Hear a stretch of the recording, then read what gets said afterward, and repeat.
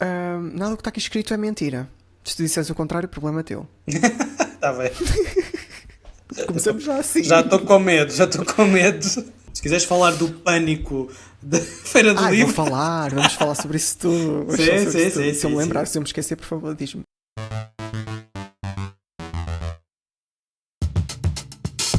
Olá, eu sou José Alho e este é o podcast do Zé.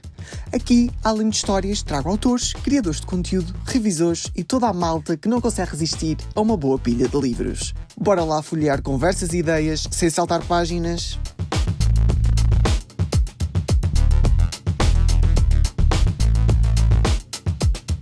A pessoa que trago hoje ao podcast foi o primeiro convidado de todos. Não sei se ele se recorda disso, mas foi ele que me deu um empurrãozito para começar a gravar. Isto aconteceu perto da estação de metro do Saldanha, enquanto sentíamos o cheirinho a castanhas assadas. Quem é ele? Ele é um algarvio de gema, e isso podemos perceber pelo sotaque tão característico. Ele é o Fábio Miguel Ventura, que nasceu em Portimão, não sei se posso dizer, mas vou dizer Fábio, em 1986. Podes dizer, eu estou bem conservado. Verdade, eu tenho inveja. Neste momento talvez seja mais conhecido pelas obras mais recentes, Corações de Papel e O Gatos na Noite. Mas o que ninguém sabe é que ele não anda cá há 2 dias. Estreou-se em 2009, na fantasia, com os livros Órbias, As Guerreiras da Deusa, Órbias, O Demónio Branco e, mais tarde, A Morte Quer-me Tão Bem. Foi também responsável pela tradução da obra A Antiga Rota do Chá e dos Cavalos de Jeff Fuchs. De dia, diz que trabalha na área da comunicação. De noite, viaja pelo mundo dos livros e da criação literária, que é a grande paixão. Agora, traz-nos a mais recente história, O Sono dos Culpados. A pergunta que se coloca é: quem vai permanecer acordado? Fábio. Quem é que vai permanecer acordado? É isso que queremos saber. Quem vai permanecer acordado? Pois vão ter que ler a história primeiro, não é? A minha ideia com o livro é que as pessoas não durmam porque ficam muito viciadas na história. Ou com medo. Por acaso isso aconteceu. Mas já lá vamos falar sobre esses livros. Primeiro quero saber destes primeiros que tu tens aqui, o Órbias. É uma série, pode ser considerada uma série? É uma duologia. Uma duologia, ok. Sim. O que é que te deu na cabeça para escrever fantasia? Como é que isto começou? Bem, eu desde pequenino que sempre gostei muito de fantasia. Seja em livros, em histórias, de filmes, de séries. Sempre gostei muito de fantasia, ficção científica. E sempre tive o desejo de criar as minhas próprias histórias. E a forma mais fácil... Isto é um adolescente ainda, porque eu comecei logo a pensar na criação de histórias ainda adolescente. 2009 já foi há algum tempito. Sim, tinha 21 okay. Ou 22, já não me recordo muito bem. Foi há muito tempo. Mas pronto. Há muito. Pronto. Tinha 10 anos. Não digas isso em voz alta.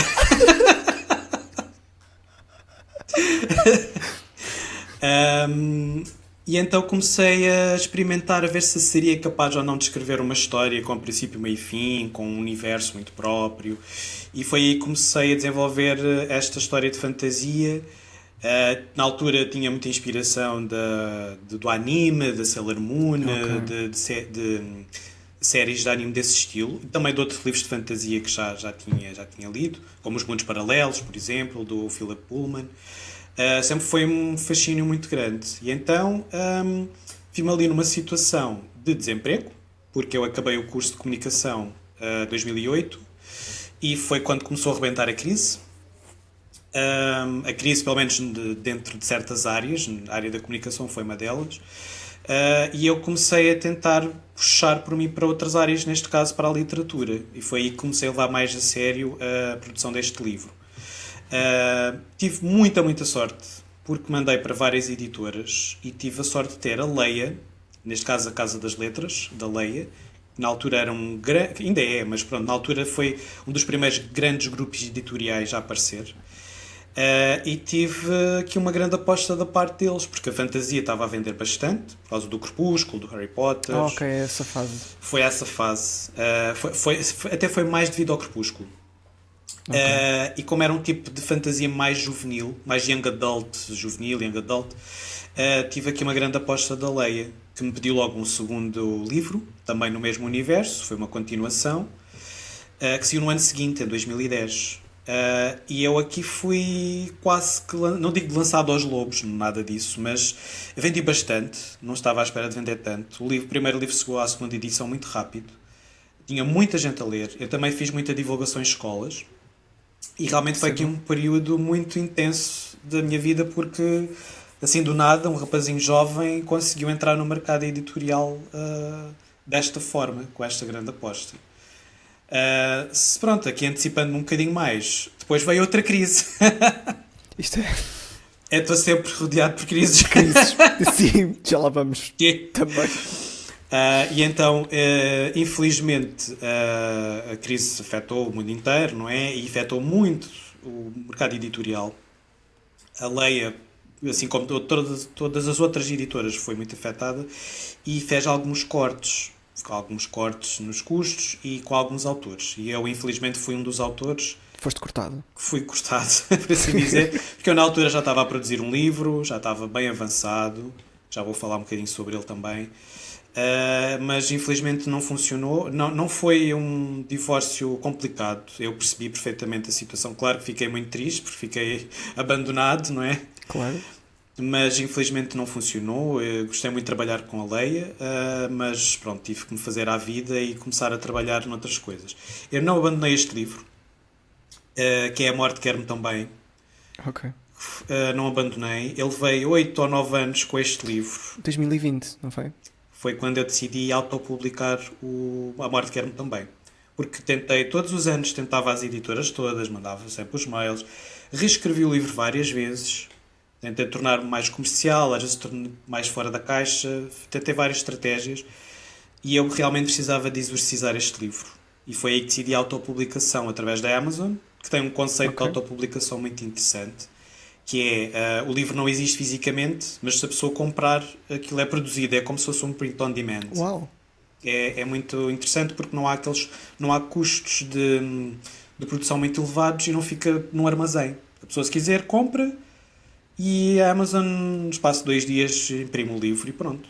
Para além do e-book, claro. E chegaste a traduzir esse livro? Como estava na Amazon, se calhar até seria um pouco mais fácil de estar em inglês. Não cheguei a traduzir porque, sim, em português não corre tão bem, obviamente. Porque o nosso mercado é muito pequeno. Eu esperei que o Brasil pudesse ter mais interesse, mas não aconteceu. Mas eu, entretanto, comecei a tentar por outra via, que foi construir uma nova história. E foi aí que nasceu o Corações de Papel. Antes de irmos lá, só quero saber aqui um pouco como é que foi essa tua fase de tentar reescrever esse livro de várias formas para sei lá, para poder para conseguir chegar a alguma editora. Sim. Então, eu diria que o livro teve 4 versões diferentes, até chegar a que está hoje à venda é uma 4ª versão. Fiz muitas adaptações. Hoje o livro estava escrito na primeira pessoa, depois escrevi todo na terceira. Tinha capítulos que não existiam. O próprio contexto da personagem principal, que é o Léo, trabalhava numa empresa, mas depois transformei para ficar desempregado, porque estava mais de acordo com o estado do país, não é? Sim. Portanto, passei aqui por muitas transformações. Eu cheguei a ter reuniões com editoras, não vou aqui dizer nomes, editoras que me fizeram acreditar que estavam interessadas no livro, para depois de eu mudar o livro todo conforme o que me pediram, e depois dizerem que, não, mas afinal nós não vamos publicar. Pronto, foi muito mau. Eu não vou dizer aqui nomes. Pois, não, estavam-te a dar aquela esperança que era aquilo que tu precisavas no momento. Exato. E depois acabaram por... E cortaram-me as pernas. Mas sim, mas eu aqui com este livro, eu tenho um grande carinho por este livro, eu adoro este livro, que ele teve muitos anos comigo, mas eu senti que precisava de exorcizá-lo da minha vida, de lançá-lo ao mundo, para conseguir evoluir e começar outros projetos, outras coisas. Pronto, basicamente foi isso. Desculpa. Não. E tu sentes que precisas sempre de fechar esses capítulos para conseguires criar algo novo? Sim. Eu, neste momento, sou incapaz de começar um projeto sem o outro estar cá fora, por exemplo. Quer dizer, no caso do Som dos Culpados, só para dar um exemplo, eu já comecei a pensar na nova história, que se tudo correr bem sairá para o ano, mesmo antes do Som dos Culpados sair. Mas pronto, o livro já estava mais do que fechado junto da editora, portanto já estava esse capítulo encerrado. Eu tenho alguma dificuldade em começar projetos novos de livros, estou a falar só de livros, se não tiver o outro tratado. Mas é porque... Isto porque eu quero perceber aqui como é que tu pensas, porque a minha cabeça é toda uma confusão e eu não consigo fazer isso que tu fazes, então eu penso logo em 50 coisas ao mesmo tempo. Mas tu sentes que, de alguma forma, poderias cruzar as histórias sem querer? Ou porque, sei lá, o produto final depois também poderia não ser bom? Ou tu próprio tens essa... Não pode dizer limitação, que é uma palavra muito... Sim. Não, mas que tu próprio, a tua criatividade, o teu processo criativo não te deixa mesmo criar uma outra coisa enquanto esse não está fechado. É mais por aí. O foco das minhas histórias são sempre as personagens. Eu levo muito a sério a criação de personagens. No meu processo criativo, eu começo sempre por aí, pela criação das personagens, que é o que me dá mais prazer. E eu sinto que estou a trair aquelas personagens. Se começar algo novo, sinto que estou a abandoná-las. Eu sinto mesmo uma grande necessidade de... Comecei a sua história, não é? A sua vida, e tenho que levar até ao fim. É quase como se estivesse a dever qualquer coisa a essas personagens. Porque elas estão muito vivas para mim. E quando termino os livros, há um processo de luto que é muito complicado. Por isso é que eu gosto de fechar esse capítulo. Pun intended. Neste caso. mas pronto, é aquele universo, são personagens que levam muito tempo comigo e que vou para a cama com elas, levanto-me com elas, portanto tenho que levar até ao fim, até ficarem no mundo junto dos leitores. É engraçado porque a Mafalda também passa por isso. Sim, o que é engraçado porque vocês escrevem este género. Por acaso nós falámos sobre isso já há pouco tempo, eu e a Mafalda tivemos a oportunidade de fazer uma viagem juntos para Alcanena e foi giríssimo porque conseguimos partilhar o processo criativo, as ideias e percebemos que não é só a vibe que nós temos parecida, nós temos processos criativos muito parecidos e cabeças parecidas. Portanto, sim, fez todo o sentido quando ela me disse isso. Porque eu sinto o mesmo. E depois veio o Corações de Papel. O Corações de Papel foi o meu último grito de revolta. Boa. Ainda não está lido. Atenção. Não faz mal. Ainda tens tempo. Mas foi o meu último grito de revolta para tentar finalmente entrar no mercado editorial outra vez. Porque eu sentia sempre uma grande revolta porque eu não era novo no mercado. Eu já tinha nome... E depois fui afastado, não é? E tive muitos anos afastado, não por minha culpa, porque eu fui sempre tentando, mas eu não era propriamente um novato a chegar. Eu vendi bastante os primeiros livros, tinha uma comunidade de leitores muito grande, portanto sentia muito essa revolta de não compreender o porquê de não ter uma editora a apostar em mim novamente. E então Corações de Papel nasceu daí. Foi pensar, vou fazer aqui uma coisa... que seja tanto de comercial, porque eu não tenho problemas em admitir que os meus livros são comerciais, são a pensar também nas vendas, mas ao mesmo tempo que seja uma coisa mesmo nova e fora da caixa e diferente e que não existe em Portugal, para criar o meu próprio nicho também, claro. Que é muito importante. E foi o meu último grito de revolta. Eu pensar, olha, vou escrever este, deu-me um gozo gigante escrever este livro, o Corações de Papel, mas se não conseguir a editora vai acabar aqui. Não vou continuar a insistir, isto desgasta-me imenso, se não é para ser, o universo não quer, acabou. E foi muito complicado, porque eu tentei todas as editoras, uma ou outra que não, porque não me identificava. Fiz 2 rondas novamente por todas as editoras, tentei contactos mais diretos. Recebias algum feedback? Recebi 2 feedbacks negativos. Ok. Da Porta Editora, não posso dizer, porque não há problema, não foi até agradeci quando me responderam. Foi da Porta Editora e foi de outra que não me recordo agora. Sinceramente. Sem problema. Foi outra. Mas pelo menos respondem, o que já é um ponto positivo. É isso mesmo. Eu agradeci imenso porque o silêncio é pior. Se bem que eu também compreendo o silêncio porque vou percebendo o mercado editorial. Pronto, nestes aninhos todos vou percebendo, não é? E percebo que há muita gente a escrever, há muita gente a tentar publicar e realmente as caixas de e-mail das editoras estão completamente cheias e não é humanamente possível conseguirem dar resposta e eu entendo isso. Mas pronto, voltando um bocadinho atrás, Corações de Papel, fiz 2 rondas. Na segunda ronda, lembrei-me da Almedina, que não tinha Ok. tentado, porque a Almedina associava muito ao direito, à economia, livros mais técnicos, Técnicos, sim. mas tem a chancela da Minotauro, que publica ficção. E eu, numa ronda das livrarias, estava lá a passar e a pensar, olha, para quem é que ainda não mandei o livro? Olha, eu não mandei para a Almedina. E então mandei para a Almedina. No meio disto tudo, isto dá umas grandes voltas. No meio disto tudo, como eu sou um bocado maluco, comecei a traduzir o Corações de Papel. E o Corações de Papel existe todo em inglês. Que eu traduzi, Ok. eu gosto muito da área da tradução, gosto muito de inglês, e então traduzi o livro sozinho, todo, e publiquei na Amazon em inglês, pensando, olha, agora como está em inglês, isto se calhar vai ter mais sucesso.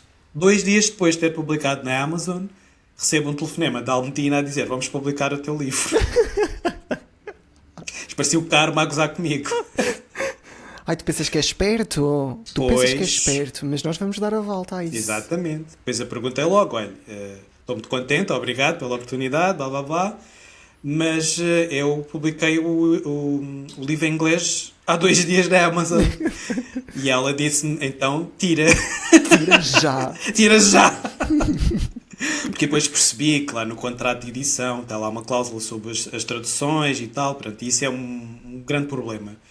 E então tirei e pronto, ele não está disponível em inglês. Quem sabe um dia, acho um bocado difícil, porque depois há aqui toda uma questão burocrática. Mas pronto, correu bem. Esses 2 dias, só assim uma à parte, esses 2 dias que ficou lá na Amazon, alguém leu? Alguém Leu. descarregou? E tem lá reviews e tudo. Uau! Yeah, é verdade. Em 2 dias! É verdade. Eu nem tive tempo de divulgar o livro grande coisa, porque pronto, estava ainda ali, publiquei e depois comecei ali a perceber como é que podia divulgar e fazer aqueles patrocínios das redes sociais, etc. Mas não tive tempo, porque tive que tirar. Nem te deixaram respirar sequer. Sim. Não, eu estou a imaginar a cara das pessoas quando tipo, perceberam onde é que está o livro? Pois, não está disponível.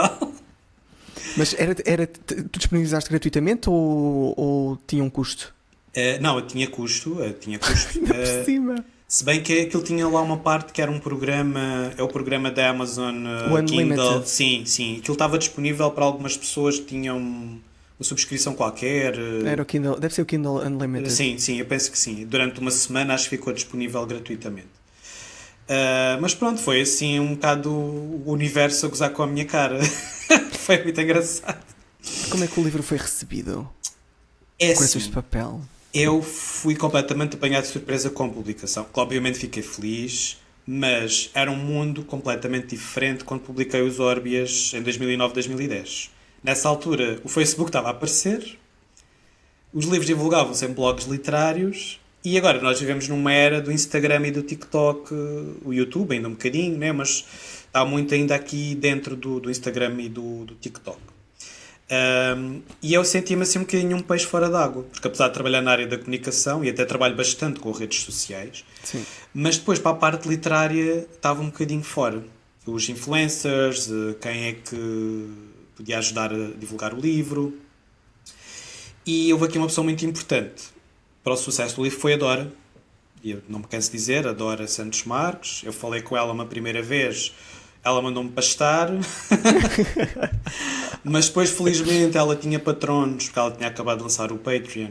Ela teve patronos que, leram o livro e gostaram muito e falaram com ela a dizer, olha, este livro é muito bom. E aí foi ela a vir ter comigo.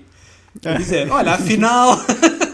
Olha, afinal, esquece aquilo que eu fiz ou que Sim. não fiz.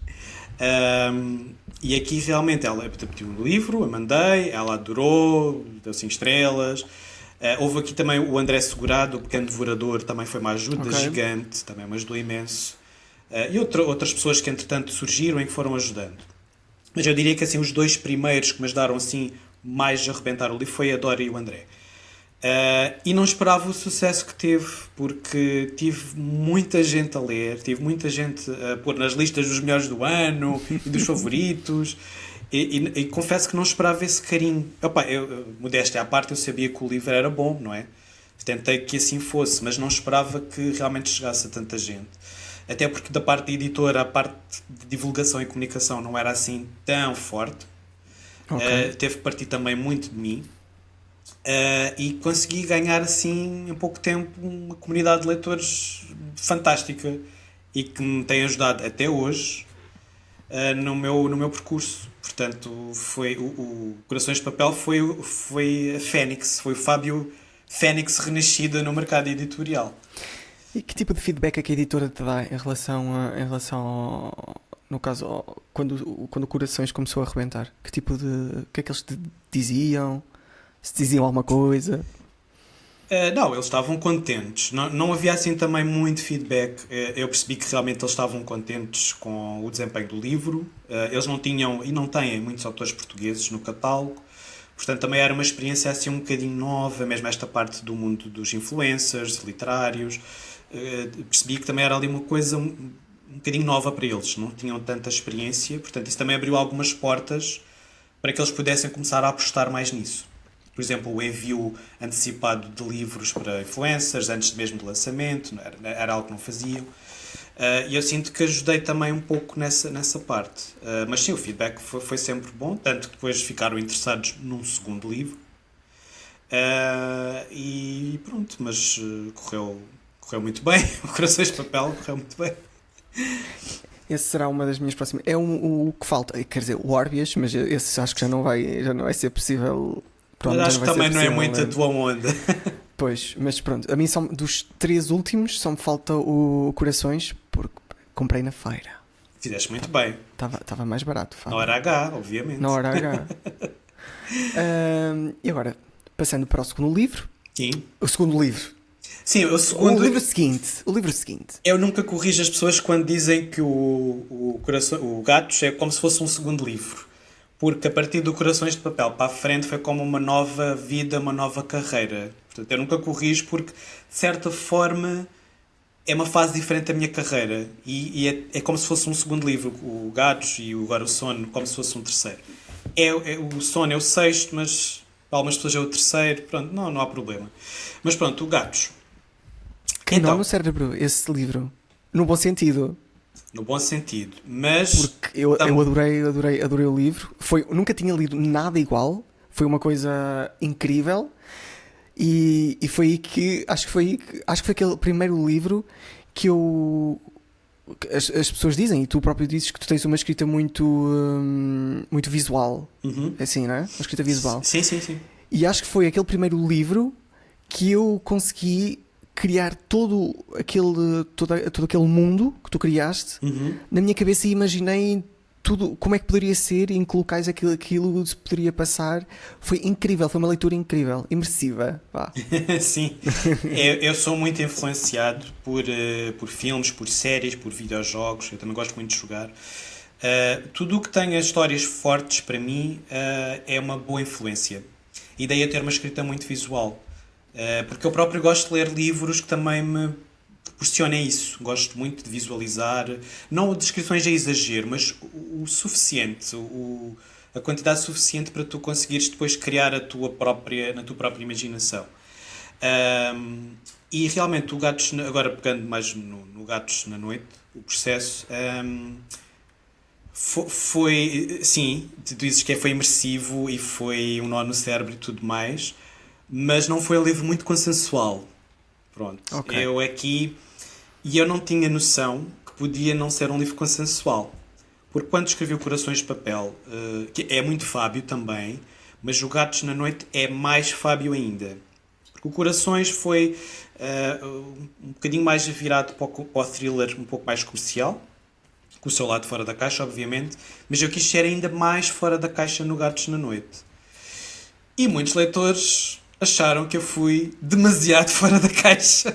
Ok.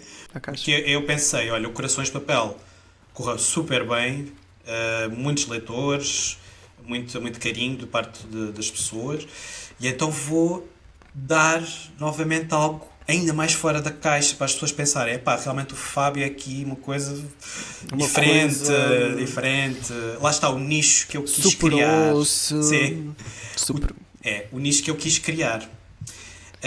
Mas pronto, eu de qualquer maneira peguei num tema temas polémicos que é a saúde mental e o Sim. inconsciente, e são temas um bocadinho mais polémicos porque nem toda a gente ou pode não ter a sensibilidade para esses temas, ou pode não se sentir confortável com esses temas. E realmente as minhas histórias, as minhas personagens são personagens complexas, com passados obscuros e traumas, e às vezes há pessoas que não estão bem preparadas para isso, ou se calhar foram para o livro pensando que era uma coisa e depois não era bem isso.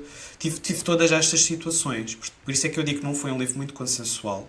Quem gostou do livro realmente gosta muito, tem mesmo uma grande paixão pelo livro, mas depois também tive muita gente que achou demasiado complexo, demasiado confuso ou difícil, portanto, por isso é que eu digo que não foi tão consensual assim.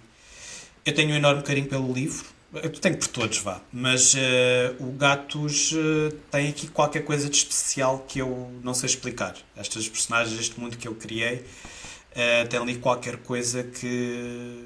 Ainda hoje estava a reparar que no quarto eu costumo pôr um moodboard das personagens e por enquanto ainda tenho o do Gatos, ainda não atualizei para o som dos culpados. E só hoje é que reparei nisso. Portanto, é um livro que, pronto, não correu tão bem como o Corações de Papel a nível de vendas e de opiniões, mas correu bem à mesma, não posso queixar. Vendeu e teve muito carinho dos leitores. Como eu disse, quem gostou, gostou mesmo à série. Mas foi por isso que eu depois, no Som dos Culpados, não posso dizer que me retraí, mas tentei trazer aqui um intermédio, um meio caminho entre o Corações de Papel e o Gatos. Portanto, foi também uma jogada assim de tentar que as pessoas percebam que, ok, eu sou fora da caixa, mas também sei equilibrar as coisas. E assim, alguma personagem no Gatos que te tenha tocado mais? Epá, eu para mim os quatro irmãos... Vais ter um amor por todas as personagens. Sim. Pronto, isso é inegável, mas achas que há assim uma personagem... Vais falar dos 4 irmãos? Sim, primeiro vou dizer que a minha personagem favorita de todos os livros é o Gaspar Jonas. É a personagem da minha vida. Muita gente diz que tem muitos traços meus e eu consigo entender isso, que sim, que é verdade. É uma espécie de alter ego e eu tenho um carinho gigante por aquela personagem. Eu adoro a personalidade, o passado, tudo. Eu gosto de tudo nessa personagem que criei. Também é a minha favorita. Pronto. Gosto mesmo muito. Se calhar é por isso estás aqui. Se calhar. Mas do Gatos, eu não consigo... Será os 4 irmãos. Eu não consigo escolher um irmão porque eles são muito diferentes os 4.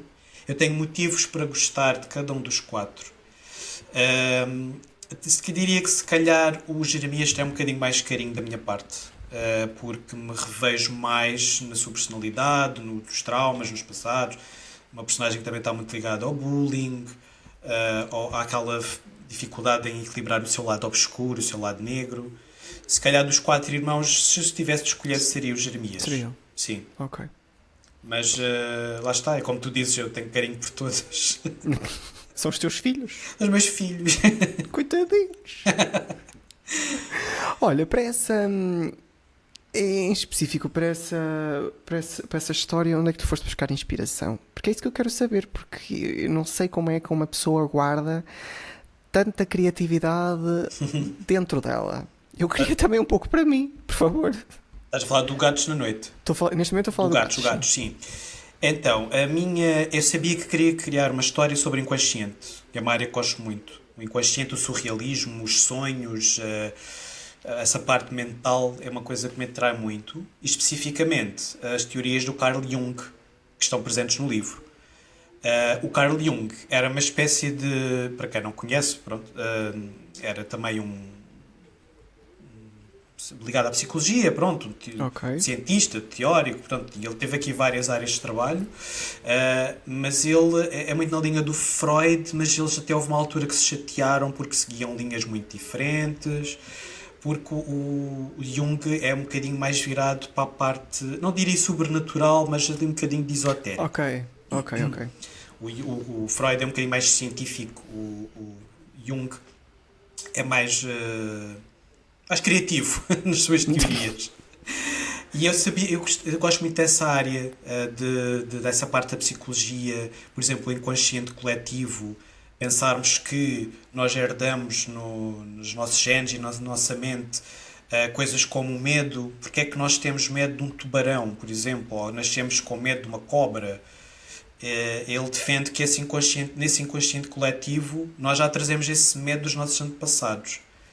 E eu acho isso super interessante e foi o tema principal do Gatos. Estes 4 irmãos, filhos de um psicólogo que andava a explorar essa área. Foi um dos pontos de partida para a história. Depois houve uma outra grande influência, que foi uma série da Netflix, que é A Maldição de Hill House, que é, Ok. que é do Mike Flanagan. Mike Flanagan, para mim, eu sou super, super fã dele. Ele já fez várias séries do tipo. E essa série segue muito também a dinâmica de uma família também com traumas, com um lado sobrenatural.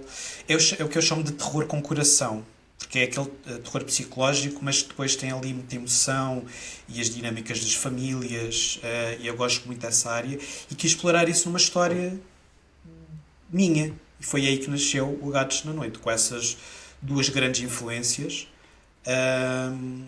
que nasceu. Há ali uma certa altura em que as personagens depois começam a moldar a sua própria história. Uma falda Sim. também fala muito sobre isso. Eu tinha a base, tinha o rumo que queria seguir, mas depois as coisas foram evoluindo. Os passados dos personagens, as suas relações. Elas vão criando os próprios caminhos e. É, Ok, a própria história. Isso é interessante. exatamente. Eu adoro esse lado espontâneo da criação literária.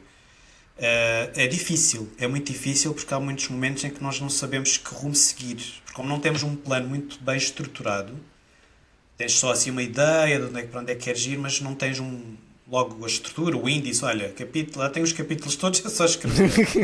Há O que é quem que me falta faça, fazer? há quem faça isso, há escritores que seguem essa linha.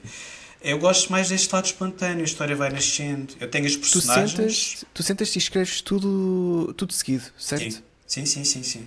Tudo, não consigo fazer avanços e recuos. Isso logo faço depois nas revisões. Mas faço uma primeira história, um primeiro esboço, tudo seguidinha. E depois, pronto, vou fazendo as correções mais tarde, quando terminar. Sim, senhor. O que foi? Há aqui festa, há aqui foguetes, há tudo já. Isto é São João, isto é Pois. muita coisa. Isto é muita coisa. E agora? Agora? Há um mês? Não, mês que mês? Eu não estou bem da minha cabeça. Um novo livrito. Não tem um mês ainda, se no dia 9. Livrito não, é um livro. É um senhor livro. O Sono dos Culpados. É verdade. O Sono dos Culpados. O som dos culpados é como é que se diz aquela expressão? Summer Dream, é uma espécie de Summer Dream. Sim. Porque de todos os livros que eu já escrevi, esse livro foi o que eu senti que apareceu do nada.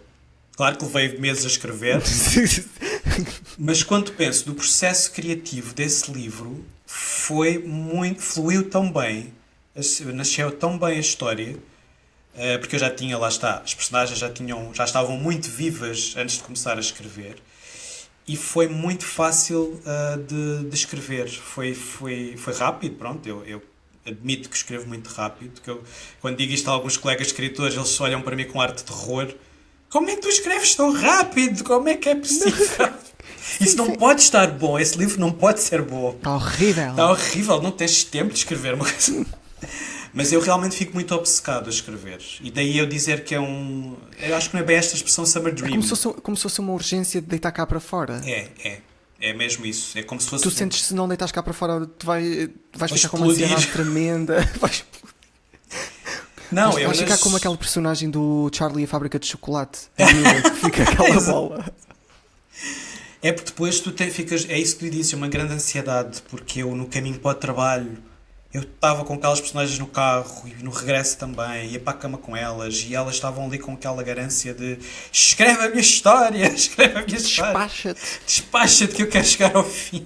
Quero dormir. Sim, e então foi, eu diria, eu agora que o livro já saiu e que estou a receber opiniões e que já tenho o discernimento para olhar para trás, porque já posso respirar de alívio que já está, é que comecei a perceber que se calhar foi o livro mais fácil de escrever. Também porque já tenho as coisas mais oleadas, é o meu sexto livro, não é? Mas foi o que fluiu muito melhor. Apesar de ser uma história um pouco pesada nos temas, mas foram meses de, olha, saiu. Este livro começa. Vamos lá ver se eu não digo nada que. Aqui algum spoiler. Primeiro, foi a tua estreia na Penguin. Sim, se calhar é importante falar sobre isso. Sim, porque nós falámos sobre isso há bocado e depois não continuamos. Pronto. O Gatos na Noite ainda saiu. Pronto. Ainda saiu pela Almedina, pela Minotauro do grupo Almedina. Depois eu senti que precisava de evoluir mais na minha carreira. E senti que na Almedina não estava a ter espaço para isso. Gostei bastante de trabalhar com eles, ainda trabalho com eles porque ainda estou a vender o Corações e o Gatos, mas para este novo livro eu senti que precisava de trabalhar com outra equipa, com outra visibilidade, e foi aí que fiz-me a vida outra vez, não é? Já estava numa posição mais confortável porque o Corações e o Gatos tinham corrido muito bem, já tinha leitores, já tinha muitos apoiantes. E foi um casamento fácil depois com o grupo Penguin, com a Diana Garrido, que eu adoro. Não estou a dizer isto para dar graça, mas eu adoro e estou a adorar trabalhar com a Diana. E tem sido muito fácil trabalhar com ela. Tive um grande acompanhamento. O processo de edição, de revisão, foi tudo muito fácil. Para a capa, que depois já falamos sobre isso mais para a frente. Foi tudo muito fácil e neste momento estou muito contente no grupo Penguin, com a soma de letras, e espero que seja um casamento muito duradouro. Vai ser. Tem de ser. Para já está a correr bem e para o ano, pelas vistas, há outro livro. Se calhar até foi isso, se calhar foi a tua mudança de casa que despertou aqui alguma coisa na tua criatividade e este livro saiu como quem espirra. Pode ajudar, pode ter ajudado, porque eu já tinha contrato assinado com Penguin, mesmo antes de escrever o livro. Já tinha dado a ideia e deram-me o aval para avançar, mas não tinha efetivamente produzido o livro. E havia também aquela pressão de, então e se eles não gostam? Porque há essa possibilidade. Tenho contrato, mas eles podem não gostar. Felizmente gostaram e correu bem, mas se calhar isso deu-me aquela pressão boa. Neste caso era uma pressão boa de, olha, eles estão a apostar em mim, eu agora vou dar tudo de mim e vou ser o mais criativo possível e trazer aqui uma coisa mesmo fixe, que vai vender imenso. E eles leram os teus, que tu tenhas conhecimento, eles leram o Gatos e o Corações de Papel? Eu não tenho a certeza se leram Corações. O Gatos sim, o Corações não tenho a certeza absoluta. Mas mesmo que não tenham lido, eu sei que tiveram pelo menos o cuidado de ter feedback de outras pessoas e de falar com outras pessoas para perceber se realmente fazia sentido. Claro, senão também não te iriam contratar. Obviamente, sim. Claro, senão vem aqui estes a ninguém, por favor. Sim. Portanto, tem corrido bem com o Penguin. Pronto, e este livro começa no Hotel Royal Enigma. Uhum. É verdade. Se eu disser alguma coisa que eu não posso, por favor, diz-me. Mas Sim. vou seguir aqui um bocadinho a sinopse porque eu posso meter os pés pelas mãos. Tá bem. E isto começa lá com uma das personagens que é, por favor, que é o Tadeu. Tadeu. Que é com o Tadeu. E o Tadeu, super. Eu não estava a perceber nada. O que é que este gajo está aqui a fazer? Honestamente. O que é que ele quer fazer? Porque é que ele está de olho numa miúda lá, numa atriz? Exatamente. Certo? Exatamente. Eu com este livro, eu fui um bocadinho mais malandro que o leitor. Eu farto-me de enganar o leitor ao longo do livro. Estou sempre a... Jura? Pois. Jura? Porque eu adoro quando isso acontece comigo, especialmente num thriller, adoro quando um escritor faz isso comigo. Porque eu sou muito rato. Muito bom. Eu sou muito rato. Isso é muito bom. Eu, normalmente, quando leio assim um thriller, normalmente consigo prever logo as coisas e consigo perceber como é que vai terminar. E adoro quando eles me enganam, os autores me enganam. E fico maluco. Malandro. Por exemplo, um dos últimos que li, e que isso aconteceu bastante, foi As Almas Gêmeas, do John Marrs. Ok. Que eu adoro esse livro, fiquei maluco com o livro, e aquilo tem vários personagens, não é? E vários núcleos de histórias que depois se interligam, e depois há tanto twist, houve tanto engano. Eu pensei, eu odeio e adoro este escritor ao mesmo tempo. Foi espetacular. E eu, neste livro, O Som dos Culpados, fiz muito isso. Fiz muitos labirintos. Adoro quando as pessoas, ainda hoje recebi uma mensagem: Olá Fábio, estou a ler o teu livro, estou a adorar, e eu acho que é isto, isto e isto. Esta personagem é isto, e vai acontecer isto, e não sei o quê. E eu, tá bem, olha, boa, Tá fico bem. contente, não posso Boa dizer, sorte. boa sorte. Portanto, eu adoro criar esses labirintos, porque é muito típico do thriller psicológico, não é? Porque nós não é só a parte de psicologia das personagens que estamos a explorar, é a própria psicologia do leitor, também vamos explorando. E eu adoro brincar com isso. E o Tadeu é a personagem da história que mais personifica esse engano. Porque começas a história achando que a história é uma coisa, porque ele vai lá e tu percebes que ele é assim meio estranho, assim, um aspecto assim meio quase asqueroso e que vai fazer qualquer Sim. coisa que parece que é má, mas depois há este acontecimento, este fenómeno, que é um fenómeno sonoro, um barulho ensurdecedor que eu descrevo como sendo gritos, como se fossem Sim. gritos que vêm do céu, vá, que depois leva a que estas personagens fiquem na desgraça. A maior parte adormece, mas um grupinho, que são os protagonistas da história, fica trancado no hotel que tu referiste. Que eu referi. E mais à frente, eu não vou contar, não vou dizer nomes, Sim. não vou dizer nada, mas há uma personagem, há duas personagens, no caso, que aparecem mais à frente. A personagem feminina, posso dizer que foi a personagem que mais me irritou no livro, ou seja, no livro, sim, no livro todo. Foi uma personagem feminina, que eu não vou dizer o nome, Ok. assim aparece assim do nada, assim, trus. Ah, Quem ok, é? ok. Como é que tu conseguiste fazer uma personagem? Eu não confiei lá na personagem, vou já dizer. Eu, para essa personagem, inspirei-me um bocadinho nos meus próprios medos, até mesmo de criança. Quando eu Ok. era pequeno, havia muito aquele medo que causava nas crianças, que era: olha, não vais para aí que vem o velho e rapta-te. Ou não Sim. vais para ali que a velha vem-te fazer qualquer coisa. E eu fui buscar um bocadinho esse imaginário de uma pessoa idosa. Estas personagens estão trancadas. Eu acho que há quem considere isto um spoiler. Eu não tenho problemas em dizer que acontece esta parte na história, porque não estou a contextualizar. Mas havendo personagens trancadas num hotel, que não percebem o que é que se passa, porque os gritos continuam, mas depois há aqui uma personagem que surge, que bate à porta, está Sim, do lado tipo, de do fora, nada. do nada. E é uma personagem, uma velhota, inocente e não sei o quê, mas mexe aqui um bocadinho com os nossos medos, ou aquilo que nós achamos que é inocente. Lá está, o que eu gosto de brincar com... Olha aí, festa. Desculpa. Faz mal. Aquilo que eu gosto de brincar com o leitor. E realmente foi uma personagem que não estava criada desde o início. Eu criei as personagens do hotel logo no início. Essa que surge mais tarde surgiu tardiamente. Sabia que queria ter alguém, mas ainda não estava idealizada e surgiu um bocadinho mais para a frente. Ela é que apareceu na minha vida, é que bateu à porta da minha imaginação e disse: olha, cheguei. E tu a pensar, não vou ficar só eu com ela. Exatamente. Deixem-se vocês que estão aí presos, também têm que levar com alguma coisa. Exatamente. Cá de fora. Aqui se calhar importa dizer Sim. que uma das minhas maiores influências para este livro foi o Bird Box do Josh Malerman, que tem o filme com Sandra Bullock na Netflix.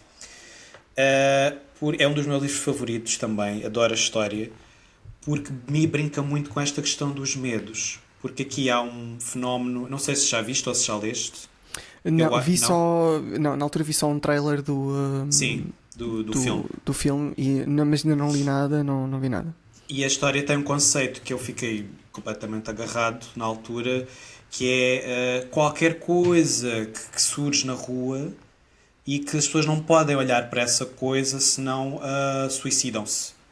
E então há logo uma grande vaga de suicídios, as pessoas ficam malucas, supostamente, e então as pessoas começam a fechar-se dentro das casas, dos armazéns, dos supermercados, etc., porque não podem olhar para essa coisa. E levas o livro todo sem saber o que é essa coisa, mas é o que é criaturas, é um portal para outras dimensões extraterrestres, e eu adorei por isso. É aquele medo do desconhecido, do não conseguires ver.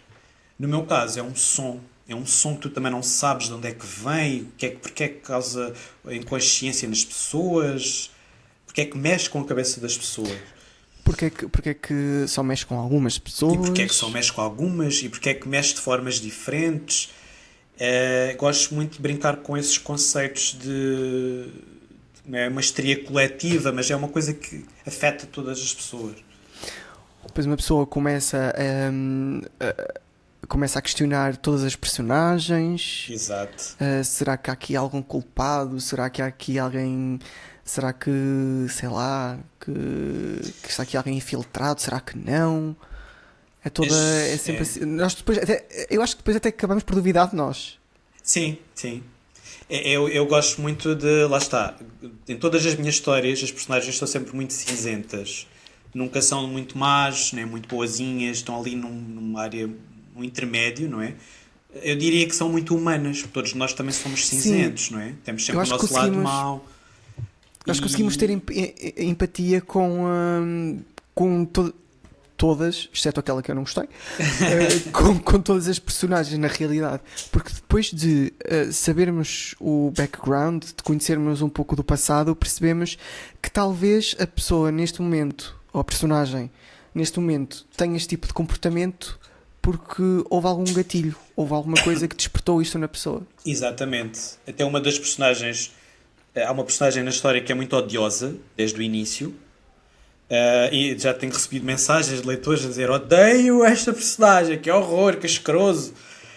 E eu adoro quando me mandam isso. E depois, mais para a frente, começam a perceber porquê, as motivações. Nem sempre são as melhores motivações, porque são muitos segredos, muitos traumas. E lá está. Eu adoro brincar com essas percepções de... A pessoa tem logo uma ideia pré-concebida por causa das ações da personagem na história, mas depois eu começo a revelar ali os segredos e o passado, e as pessoas depois começam a mudar de opinião. Ou seja, lá está o que eu disse no início de falarmos do Som dos Culpados, os labirintos. Eu gosto destes labirintos da história, e depois no final tudo converge para resolver, não é? Para resolver aqui a história e deixar uma mensagem também importante. Se calhar depois no final, antes de terminarmos o episódio, podemos dar ali um tempinho, que depois eu posso dizer quando é que começa, para falarmos da história com alguns spoilers. Tá bem. Se calhar algumas pessoas que já leram também poderia ser interessante perceber a tua visão, a tua visão, ou, pronto, porque algumas pessoas se questionaram sobre partes da história. Sim, então se calhar também seria interessante fazermos isso. Pode ser. O que é que podemos falar mais sobre este livro? O que é que podemos falar mais? A capa? A capa. A capa, eu adoro a capa. É incrível. Foi o meu queridíssimo Duarte Lázaro que fez a capa. Inicialmente não seria ele a fazer, acabou por depois ir para ele. E ele apresentou 3 propostas. Eu adorei as 3, confesso. Mas tinha que escolher uma e essa acabou por ser a minha favorita. E acho que funciona muito bem também numa estante na livraria, chama a atenção. A questão das cores são muito boas. As janelitas também. As janelinhas, fiquei super feliz porque foi uma ideia do Duarte Lázaro. Porque, este aqui é o Hotel Royal. Eu pedi, a única coisa que eu tinha pedido foi, no briefing, foi um hotel que tivesse alguma inspiração na Quinta da Regaleira e no Palácio do Bussaco. Porque foram as minhas inspirações visuais para criar este hotel. E ele criou assim esse grafismo com um hotel mais ou menos assim nessa linha, com as torres, etc. A ideia das janelas foi dele, porque ele colocou 7 janelas vermelhas que correspondem às 7 pessoas que estão presas no hotel e que estão conscientes dentro do hotel. E eu achei um toque espetacular, de criativo. Sim, acho que fez todo sentido. Fez. Eu fiquei mesmo muito contente. E ele falou bastante comigo, houve sempre comunicação entre os dois, mas também não foi preciso muita comunicação porque ele fez logo uma capa maravilhosa. Não foi preciso ajustes nem nada de especial, foi espetacular e espero que ele... eu quero que ele faça as próximas capas. Eu até já lhe falei um bocadinho da futura história, que já tenho pensada, e disse logo: olha, eu já tenho mais ou menos uma ideia do que é que tu podes fazer para a capa. Já estivemos a falar sobre isso. Começa a preparar. E ele ficou entusiasmado. Sim, por acaso nós estivemos lá no estúdio dele, no estúdio do Duarte, e ele teve a mostrar as outras sugestões que ele apresentou. E por acaso também eram eram muito interessantes. Eram muito boas, sim. Ahm, Sobre o livro, o que é que podemos falar mais? Estou a ter um feedback muito bom, estou muito contente. Isso é ótimo. Sinto que estou a ter muito mais visibilidade do que o Corações e o Gatos, porque estou a receber muitas mensagens de pessoas com quem nunca falei, de leitores ditos normais, para além da comunidade literária habitual, dos influencers e de algumas pessoas que me têm apoiado desde o início.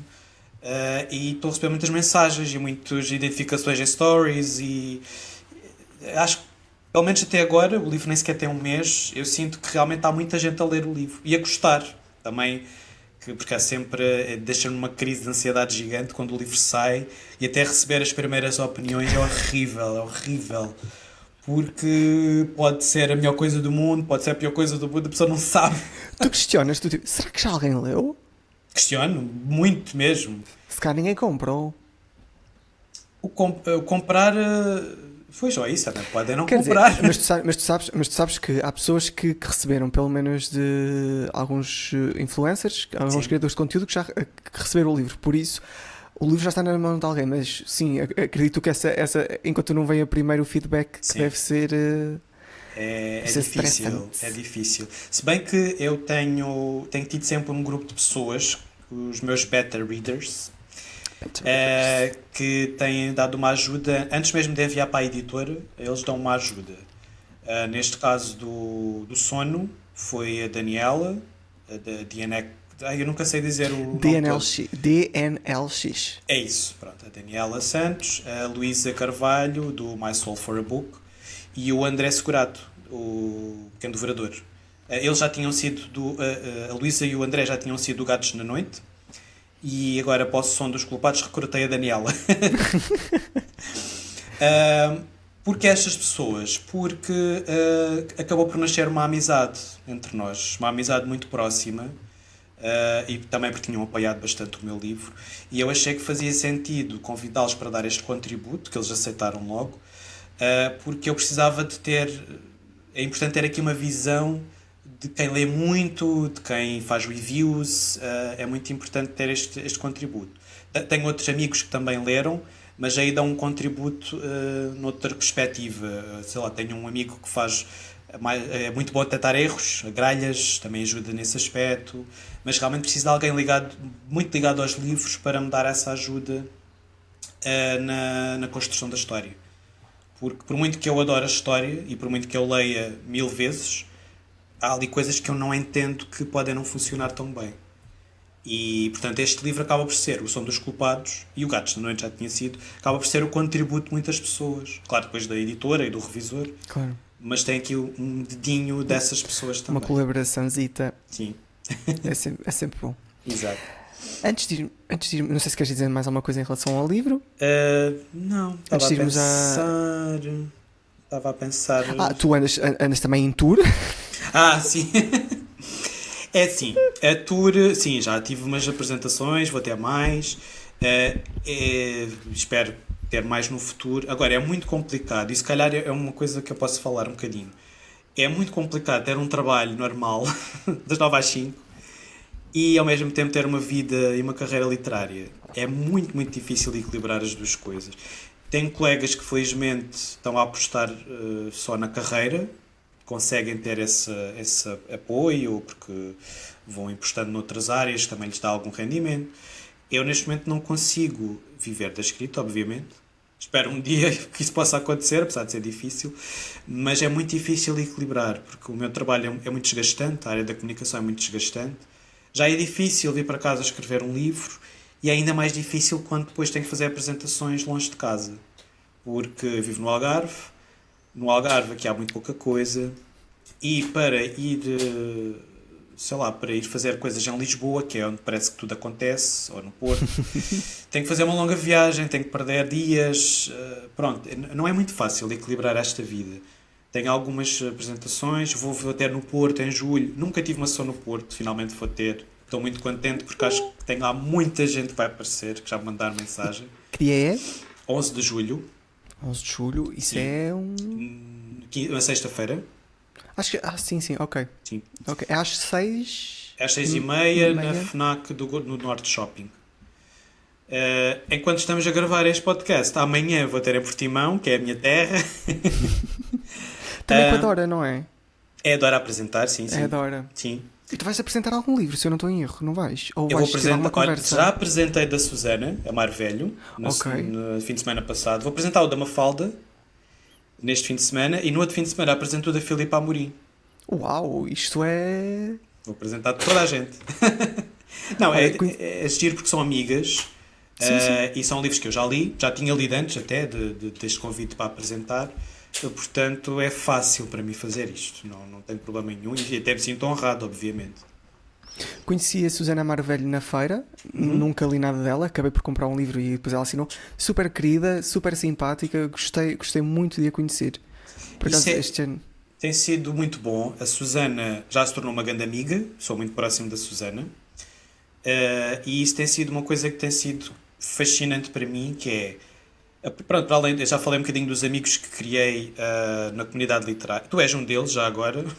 Já te considero aqui amigo. E temos que falar também daquela situação da Feira do Livro. Isso também teve aqui uma história engraçada. Sim, eu não me esqueci, Pronto. ainda vamos falar aqui de outros assuntos.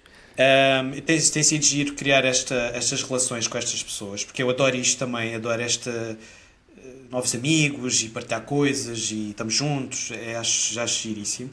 Mas depois há este lado que sinto muita falta, que é dos escritores. E felizmente eu tenho criado um grupo de amigos entre escritores que tem sido espetacular, porque nós desabafamos, partilhamos coisas, partilhamos às vezes fofocas e coisas engraçadas. Há sempre, não é? Há sempre. Ou piadas, sei lá, tem sido muito giro. A Susana é uma dessas pessoas que se tornou muito próxima. O Miguel Dalta, a Filipe Amorim, tem sido giríssimo criar a amizade com ela. Pessoas incríveis também, super simpáticas. Sim. Recentemente aprofundei mais a relação com o Lourenço e com a Mafalda, a Helena Magalhães, sei lá, tem havido aqui muitas pessoas. Devo-me estar a esquecer de alguém que agora de repente não sei.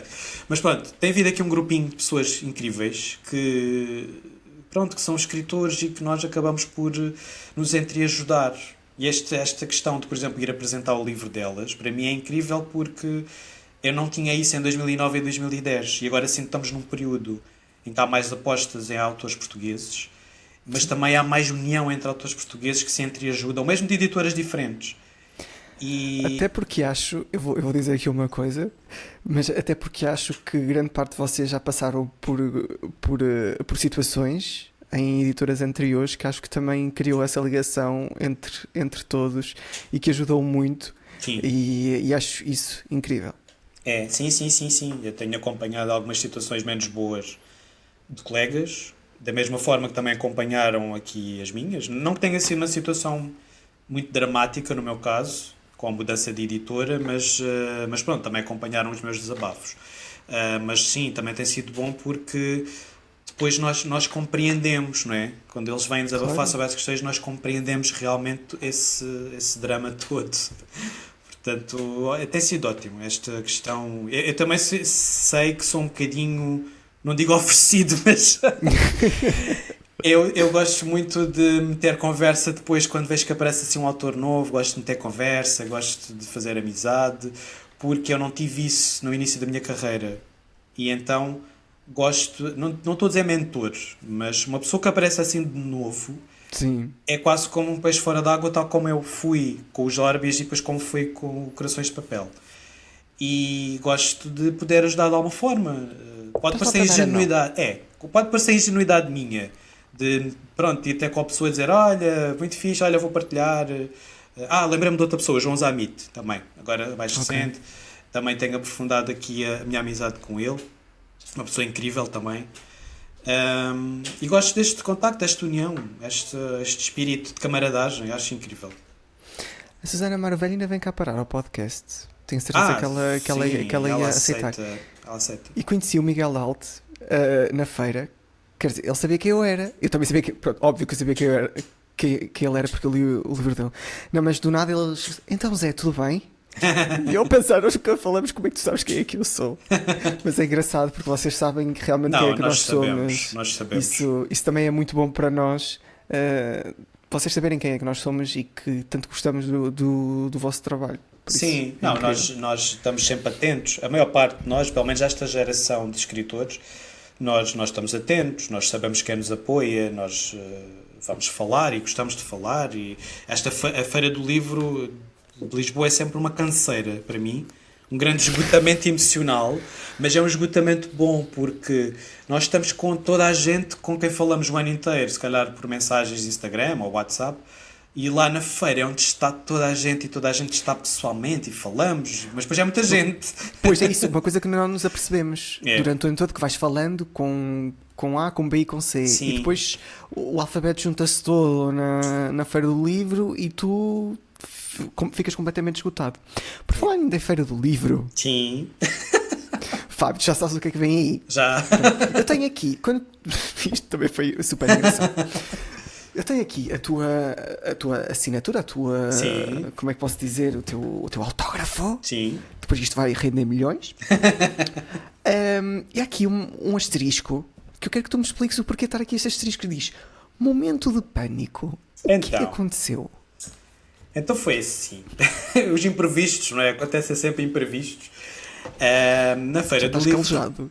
Já estou, eu costumo brincar a dizer que preciso tomar um banho de sal porque estou com uma maldição em cima porque acontecem sempre pequenas coisas que felizmente depois são resolvidas, mas Claro realmente, no meu caso, são muitas as coisas que se vão sucedendo assim mais caricatas. E então, o que aconteceu na Feira do Livro foi que tive a minha sessão de apresentação, a primeira sessão de apresentação, do Som dos Culpados, era para decorrer na Praça Laranja, que é logo ao lado da Praça Penguin. E quando estava a terminar a sessão das 3, eu era às 4, começo a ver pessoas famosas sentadas lá nas cadeiras. E eu a pensar, mas porquê que o David Fonseca e o João Catarré vêm assistir à minha apresentação? E depois, acho que até foi a Daniela. A Daniela disse-me qualquer coisa como: Fábio, estão a pôr um livro diferente na mesinha. Algo de errado não está certo. Disse mesmo assim. E eu olho para a mesa e vi um livro de outra editora, acho que era da Tinta da China. Da tinta da China, sim. Pronto. Que eu nem percebi de quem era. Acho que até hoje não percebi de quem era. Acho que Era era... da Joana Pais de Brito. Não sei se é assim que se chama. Acho que é a companheira do João Catarré ou... Ah, pronto. Então faz sentido ele estar lá. Não foi para mim. E então comecei a perceber que estavam a montar outra apresentação ali. E tudo isto decorreu quando eu estava a assinar o teu livro. Porque vocês acho que tinham, se bem me lembro, acho que tinham um autocarro, não é? Nós íamos, assim que terminasse Sim. a tua apresentação, nós teríamos que ir E embora. então, para antecipar, assinei logo. Mas acho que Assinaste só... o quê? O que é que tu assinaste, Fábio? Não me lembro. Tens que me dizer o que é que está. Um hub. Ficou... que é que tu nem terminaste a palavra abraço? Ficou um hub. Um hub. E acho que até ficou assim com um risco, porque foi aquele momento de pânico, não foi? Por acaso não tem o risco, ou tu provavelmente tinha risco e tu continuaste a escrever depois. Eu acho que disfarcei, mas eu acho que Acho ficou que assim sim. um risco, porque eu depois comecei a correr, larguei o livro com não sei com Sim, quem. tipo, Foi. Eu dei-te o livro e comecei a correr para a Penguin, falar com a editora e com a responsável de comunicação que lá estava, a dizer que passa-se alguma coisa, está a montar outra apresentação lá. E depois, pronto, acionaram lá os alarmes todos, perceberam que houve um problema de superposição de agenda, não percebi isso. Não Acho interessa que quem foi foi a culpa, mas pronto. ok. Ou foi a Apple, não interessa. Acho que foi a Apple, sim, que se Pronto. esqueceu de desmarcar, no caso, que era da tinta da China. Pronto. E depois foi improvisado lá outro espaço dentro da Praça Penguin, onde realmente decorreu a apresentação. E foi assim tudo assim meio caótico. Pois funcionou bem. Mas na altura, quando houve essa tal mudança, foi assim meio caótico, porque eu depois não estava a perceber se as pessoas tinham percebido que ia mudar de sítio. Estava a tentar chamar. E depois houve assim um momento de bloqueio da minha parte em que eu fiquei assim parado no meio da Penguin. Eu acho que estavas a dissociar. Estava a dissociar. Eu estava a pensar, isto não me está a acontecer, porque é que estas coisas só me acontecem a mim? E depois a editora a dizer, isto nunca aconteceu, nunca na vida, tinha que ser logo contigo. Foste tu primeiro. Mas depois correu muito bem. Tive, pronto, a editora, o Hugo Mendes, que estava a apresentar, também salvou um bocadinho aquilo e acalmaram-me. Na altura acho que até a Luísa e o André acho que foram buscar água, porque eu estava naquele momento de dissociação e eles diziam, calma, a gente vai ajudar-te. E apoiaram-me ali bastante. E eu depois acalmei, especialmente porquê? Porque quando a sessão começou, eu olhei, e isso não foi mentira, disse isto lá mesmo na sessão, eu olhei para a plateia e tinha caras amigas, caras de pessoas que me têm apoiado, caras de amigos, praticamente todas aquelas pessoas que lá estavam eram pessoas que me acompanhariam para qualquer lado. Pronto, fiquei contente por ter essa rede de apoio, esse carinho todo daquelas pessoas. Estavam lá vocês, estavam lá amigos pessoais, estavam lá outros amigos escritores. Foi espetacular por isso. Portanto, tudo aquele imprevisto, todo aquele caos e o momento de pânico foi superado por isso mesmo. E atenção, para contextualizar, a tua apresentação foi feita num dos espaços da Penguin, ou lá da Praça Penguin, especificamente na parte Kids, Sim. onde grande parte de nós ou ficou sentado num banquinho pequenito, que eu fiquei, ou numas almofaditas. Ou seja, o pessoal estava ali cheio de amor para dar. Sim, eu também olhava Estás para a as ver pessoas aconchegaditos. sentadas no chão. Tu estavas no chão? Não, acho que estavas. Eu estava num banquito. Num banquito? Assim, num banquito aos pés da Dora. Pronto. Eu aqui tenho que dizer que, apesar da confusão toda, tenho que agradecer à Penguin porque conseguiu improvisar aquilo muito rápido. Sim, muito rápido. Também não Aquilo foi. Não foi. Eu Aquilo foi que percebi. no espaço de 10 minutos, se calhar, nem Foi. tanto. Foi no espaço de 10 minutos. Sim, é porque estavam a decorrer outras coisas no espaço Penguin, não é? Havia outros autores a dar autógrafos, havia uma sessão com o Dino Santiago também lá a apresentar, penso que era o livro, depois não fiquei sem perceber. Portanto, também não havia assim muitas condições logo ali no momento. Havia imensa gente, era um dia com imensa gente também. Sim, estava muito Então, calor também. Mas foi rápido. Eles conseguiram fazer isso, foi muito fixe da parte Foi. Não tenho mesmo nada a apontar e lá está, imprevistos acontecem. Na altura eu estava super lixado da minha vida, a pensar porque é que o universo me odeia. Vou escrever uma história sobre isto. Escrever uma história sobre isto, um escritor maldito. Olha, Olha, fica aqui. está aqui registado. Mas depois correu super bem e pronto. E agora vou ter mais apresentações quando correr bem também e pronto. Voltando aqui um pouco atrás, tu estudaste comunicação. Uhum. Foi o quê? Ciências da comunicação? Sim. Comunicação social? Ciências da comunicação. Somos colegas. Foi também Ciências da comunicação. Eu estudei Ciências da comunicação. Tinha a ideia que tu eras design de comunicação. Não, o mestrado é design de comunicação. Pronto. Tu és mesmo colega. Boa. Sou colega. Tiraste onde? Tu foi no. Onde é que tu tiraste? Eu fui em Vila Real. Universidade do Algarve. Outras pontas. Pronto. Estudaste comunicação. Sim. E depois estavas-me a dizer que os primeiros livros que tu escreveste foi numa altura em que tu não conseguias arranjar trabalho, certo? Uhum. E o que é que um estudante de comunicação sente, acabadinho de sair da universidade, sente em não conseguir arranjar um trabalhito? Olha, foram anos muito negros. Eu nunca escondo isso.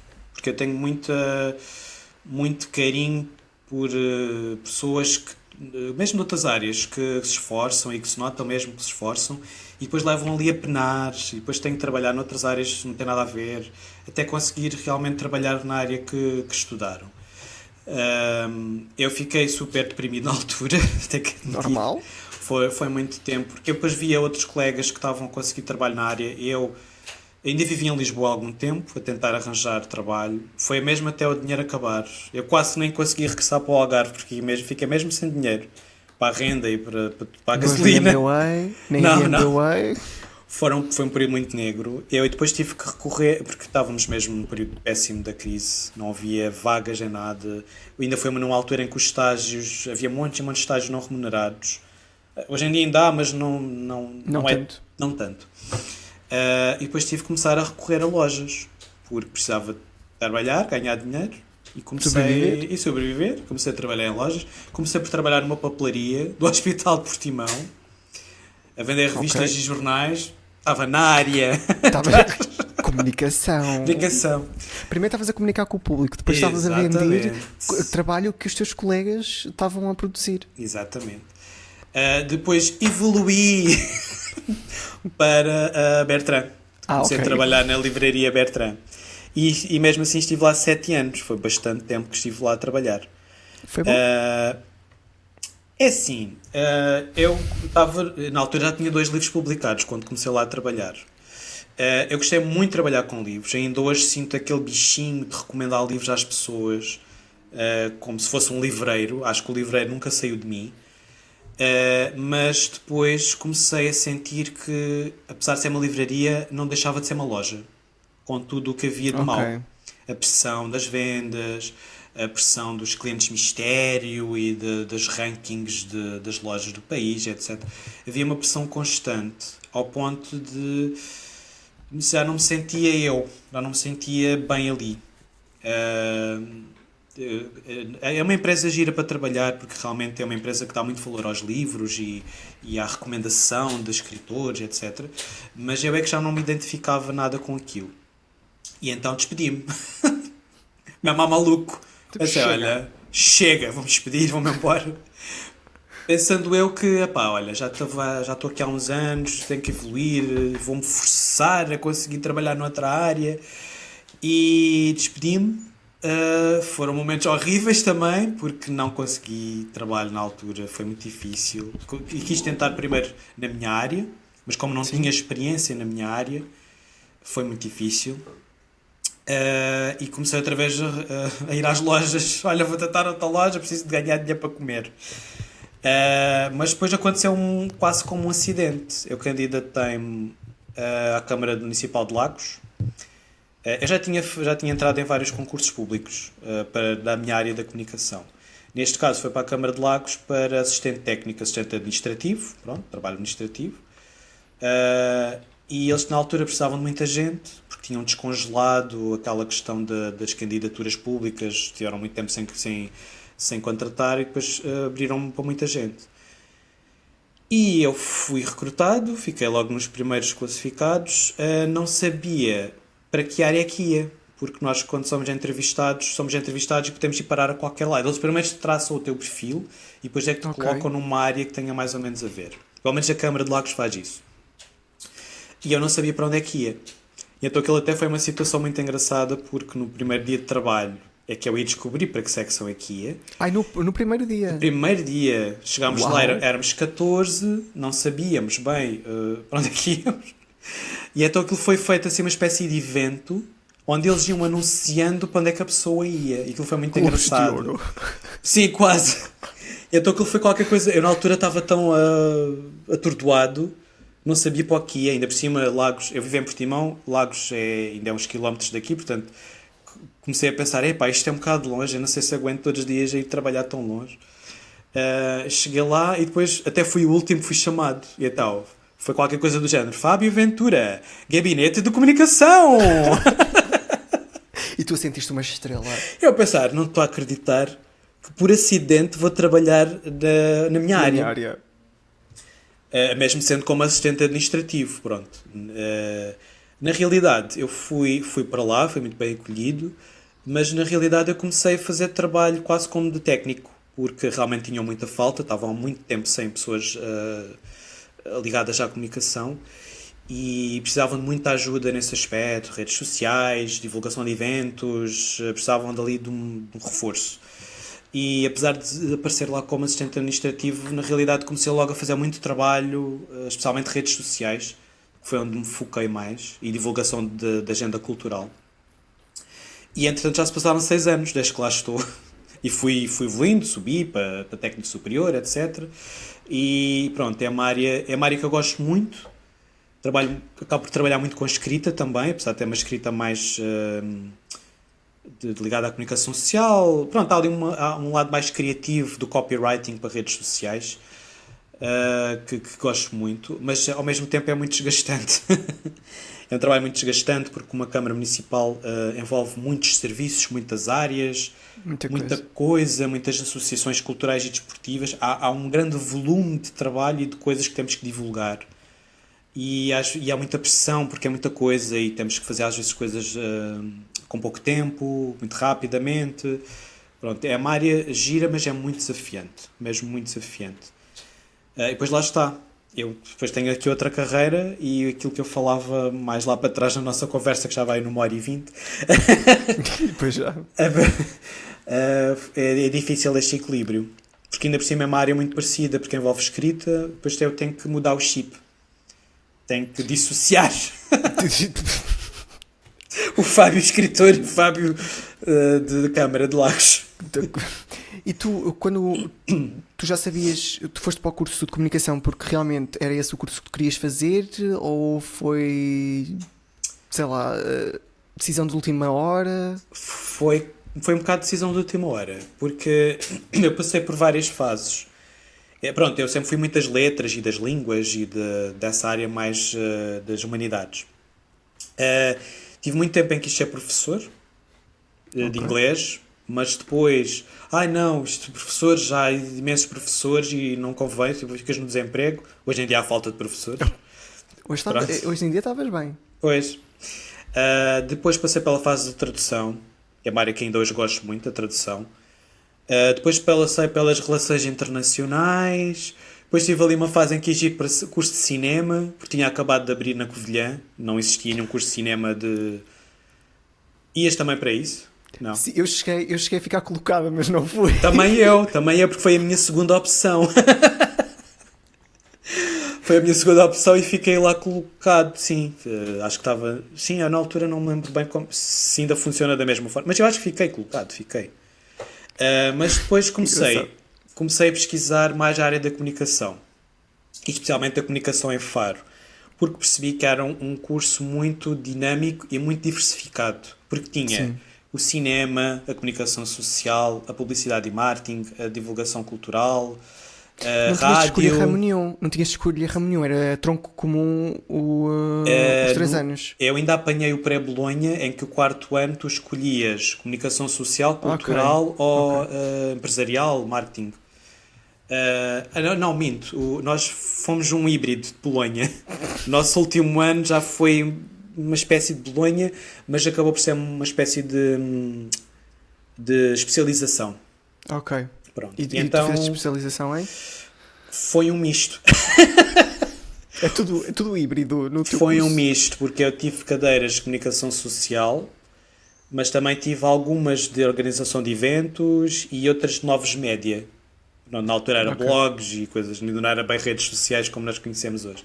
Portanto, foi ali também um misto. Mas eu considero-me um bocadinho mais ligado à comunicação social. Na minha formação foi um bocadinho mais direcionado para a comunicação social. Hoje em dia comecei a ganhar mais amor pelo marketing e comunicação de relações públicas, que não foi propriamente disso que me especializei quando tirei o curso. Hoje em dia, devido ao trabalho na Câmara, tenho mais experiência nessa área, claro. Mas é isso que eu gosto na área da comunicação, é que é muito versátil. Só com um curso de comunicação pode explorar várias áreas diferentes. E mesmo para concursos públicos ou de empresas privadas, privilegiam muito o curso de comunicação por ser tão versátil, porque nós temos um bocadinho de tudo.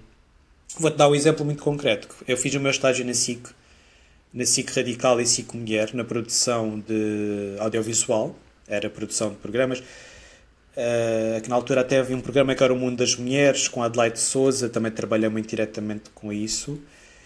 E diziam-nos, fui eu e mais alguns colegas de Faro, e diziam-nos que a Universidade do Algarve era muito bem vista lá porque nós éramos muito versáteis. Porque, por exemplo, nós na Universidade do Algarve trabalhávamos com aquelas câmaras gigantes profissionais, sabíamos trabalhar com isso, ou sabíamos trabalhar com gravação de rádio e tivemos acesso a muitas ferramentas práticas que nos preparou bem para esse mundo real, por assim dizer. Por acaso acho que é eu vou dizer universidade pequena, porque se compararmos com uma universidade em Lisboa ou Porto, são enormes, não é? Sim. Pelo menos em Vila Real também era uma universidade pequena. O nosso curso não tinha especialização. Era os 3 anos, nós íamos a tudo. E o que foi incrível também, porque eu tive aquela fase que queria ser jornalista. Eu fiz estágio curricular numa rádio local, queria ser jornalista. Falei de pudim de javali e coisas incríveis, mas que sim, que nos deu ferramentas para tudo. Era rádio, nós podíamos ir para o estúdio da rádio quando nos apetecia, até porque era mesmo uma rádio, que é a Universidade FM, que, pronto, está ligado à universidade, mas não é propriamente a universidade. E também íamos para o estúdio, que foi a própria delegação da SIC construiu dentro da própria universidade. Boa. E ficou lá, o que é incrível. Sim, isso é muito bom. Há uma coisa que eu tenho pensado muito na nossa área da comunicação, que é relativamente à inteligência artificial. Sim. Eu acho que a nossa área da comunicação tem agora uma oportunidade de renascer e revigorar-se. Que eu acho que a nossa área da comunicação é muito importante para esta nova era da inteligência artificial que está a surgir muito rápido, e acho que nós somos, outras áreas também, mas pronto, a comunicação, temos a melhor preparação para equilibrar a forma como a inteligência artificial está a surgir nas nossas vidas. Ou seja, eu acho que faz falta muita literacia relativamente à inteligência artificial. Eu sou defensor da inteligência artificial, se for vista como uma ferramenta que vai facilitar a nossa vida, especialmente na otimização do tempo, de recursos. Acho que vem dar aqui uma ajuda brutal. Eu utilizo bastante mesmo para estas coisas, para me poupar tempo com certas tarefas mais chatas, que se calhar demorariam muito. E eu acho que as pessoas ligadas à comunicação têm um melhor espírito crítico para trabalhar o que resulta da inteligência artificial. Ou seja, fazer com que as pessoas percebam que o ChatGPT ou o DeepSeek, ou seja o que for, o que surge lá não é para ser utilizado como está. Nós temos que pegar naquilo e trabalhar aquilo que lá surge. E eu sinto que nós na comunicação somos as pessoas ideais para isso, porque temos essa versatilidade, temos essa sensibilidade para isso, temos muita experiência com a escrita também, e nós podemos ser aqui uma ajuda fundamental para equilibrar aqui esta entrada da inteligência artificial na nossa vida e que seja utilizada da melhor forma. E eu acho que já muitas empresas estão a ver para a nossa área da comunicação, que já estão a ver a inteligência artificial como uma ferramenta, exatamente. Não para nos substituir, mas para nos ajudar. Exatamente. Eu estou agora ainda estou numa fase de candidatura a uma empresa que é muito conhecida, por sinal, em Portugal, que é um produto à venda no supermercado, e que me perguntaram na entrevista, porque eu vou-me considerar um designer, mas pronto, eu acho que sou muito mais do que um designer, e também não sou totalmente um designer, eu sou um híbrido. Tu és o pacote completo, tu tens a comunicação e o design, isso é excelente. Sim, eu tenho assim sou assim um híbrido. Quando me perguntam, sou um híbrido. E nós temos, nós no design temos temos um pavor, não é pavor, não gostamos quando nos falam do Canva. Que o Canva não é para designers. Sim. Canva não é design. Realmente, Canva pode não ser o design puro e duro, mas que vai facilitar muito coisas que têm que sair na hora, nas redes sociais, ou trabalho, ou quando se trabalha, porque eu estou-me a candidatar para uma equipa de marketing que tem design. Os marketeers praticamente alguns não têm conhecimento de design. E então, se num Canva da vida um designer e um marketeer consigam colaborar, é incrível para que as coisas saiam o mais rapidamente possível. E também perguntar em relação à inteligência artificial se eu usava, e eu digo que claro que uso. Mesmo os nossos professores na universidade, numa fase de dissertação, nos dizem que podemos pedir apoio à inteligência artificial, exato. Com todo o cuidado, exatamente, para rever tudo o que é texto e perceber se é factual a informação que nos dá. Mas acho que também não devemos diabolizar totalmente a inteligência artificial. Não, de todo, e há muito preconceito, obviamente, essa questão que tu falavas de substituir os nossos empregos e não sei o quê. Eu acho que não, eu vejo com bons olhos. Tem que ser feito de uma forma equilibrada, e aqui volto a falar da literacia de inteligência artificial. As pessoas, eu não vejo assim muitas formações para um público mais generalizado, para que as pessoas percebam melhor como funciona, de forma é que nos pode ajudar. Acho que há falta disso. E eu acho que as pessoas da comunicação são boas para isso, para ajudar a formar pessoas relativamente à inteligência artificial. Porque veio para ficar. A cada dia que passa vai-se desenvolvendo. os nossos telemóveis já estão carregados de inteligência artificial. Exato. O Android, iOS, tudo é inteligência artificial Tudo. para remover coisas de fotografias, coisas simples, que antes uma pessoa só conseguia fazer em Photoshop, que tivesse conhecimento em Photoshop. Sim. Agora faz isso no telemóvel, por isso... Eu vou não dar há- um exemplo para os meus livros. Eu também utilizo a inteligência artificial e vou dar um exemplo do tipo de coisas que eu às vezes peço ajuda. Eu adoro, mas tenho muita dificuldade em escolher nomes para as minhas personagens, porque eu gosto que sejam nomes assim diferentes, fiquem no ouvido por serem diferentes.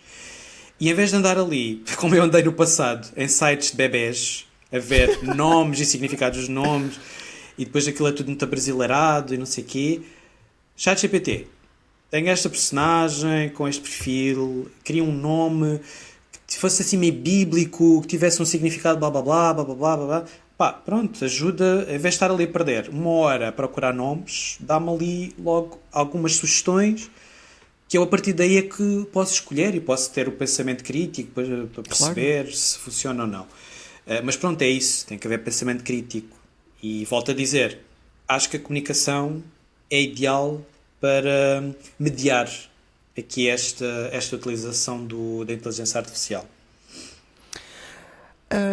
Agora, só para terminar, vamos àquela fase de spoilers, por isso quem nos está a ouvir e a ver e não leu o livro e não quer levar com 2 ou 3 spoilers daquilo que vamos falar, porque também vamos falar do final. Pronto, vemo-nos no próximo episódio. Por isso, até ao próximo episódio. Pronto. Esta parte depois eu vou editar, porque ficou aqui uma coisa... Pronto. Então se calhar vou-me despedir das pessoas que agora vão desligar. Sim. Então, a todos os que ainda não leram, obrigado por ouvirem e obrigado também ao Zé pelo convite. E espero que tenham a oportunidade de ler o livro e os livros. E de gostar, e não deixem de mandar mensagens ou de falar comigo, que eu gosto sempre de falar com as pessoas. Como é que te chamas no Instagram? É Fábio M. Ventura, M de Miguel. Já existia Fábio Ventura, tive que acrescentar o M de Miguel. Pronto. Fábio M. Ventura. É no... Diz, desculpa. Diz? Não, diz tu. Eu acho que tem Fábio M. Ventura em tudo. É Facebook, Instagram, é Fábio M. Ventura. Eu também vou deixar na descrição do episódio. Vou deixar os links dos livros do Fábio e das redes sociais do Fábio. Ok. Pronto. Então nós continuamos aqui com a história. Muita gente questionou que final é este, Fábio. Pois é. Antes disso, porque há aqui as cenas na cave e eu desconfiei, eu vou-te dizer, é um dos gêmeos. Boa! Olha, não tem havido muita gente a desconfiar de... Eu desconfiei, e tenho uma pessoa que te pode confirmar isto, que foi o Bruno. Ele disse assim, não, eu acho que é o Tadeu. Ele disse assim, eu acho que na cave está lá o Tadeu. E eu acho que é um dos gêmeos. E estava certo. Estavas e não há... Olha, pelo menos até agora não me disseram, pessoas que já leram, não houve ainda ninguém a pensar nos gêmeos, acho eu. Como me lembro, acho que não. Porque eu construí a história, lá está, o engano, a dar a entender que seria o Jonas, porque ele é escritor, é o guionista. À primeira era o mais óbvio. Sim. Né? Seria o mais óbvio. Depois também dei ali a entender que seria o Tadeu, porque há algumas situações na história em que parece que é o Tadeu que está lá na cave, mas depois é um dos gêmeos, mas depois é um dos gêmeos daqui a 6 anos. Sim. Portanto, também não é só ser um dos gêmeos, é já adulto, não é? Já muito adulto. Sim. O final. Eu adoro finais bombásticos. Adoro... Pronto, já tem sido uma marca minha nos meus livros e faço questão de ter sempre assim um final tipo... Como aquele emoji de arrebentar a cabeça. Sim. E foi exatamente isso. E sabia que este final ia ser polémico, porque... Eu gosto que as minhas histórias sejam sempre muito personalizadas. Ou seja, que um leitor possa tornar a história sua com a sua interpretação. Portanto, eu deixei o final para livre interpretação do leitor. Portanto, cada um vai ter o seu final. Mas há 3 interpretações possíveis, vá. Há a interpretação mais fácil, mais básica, em que o homem da cave e aquela pessoa no final é o Ângelo, O O Ângelo, Ângelo, sim. pronto, ainda está um bocadinho afetado por causa do trauma e tudo mais. O Ângelo normalmente. A outra teoria, que é a minha favorita, tenho que admitir que é a minha favorita, não quer dizer que seja a certa, lá está. Cada leitor tem a sua interpretação e está de propósito para isso.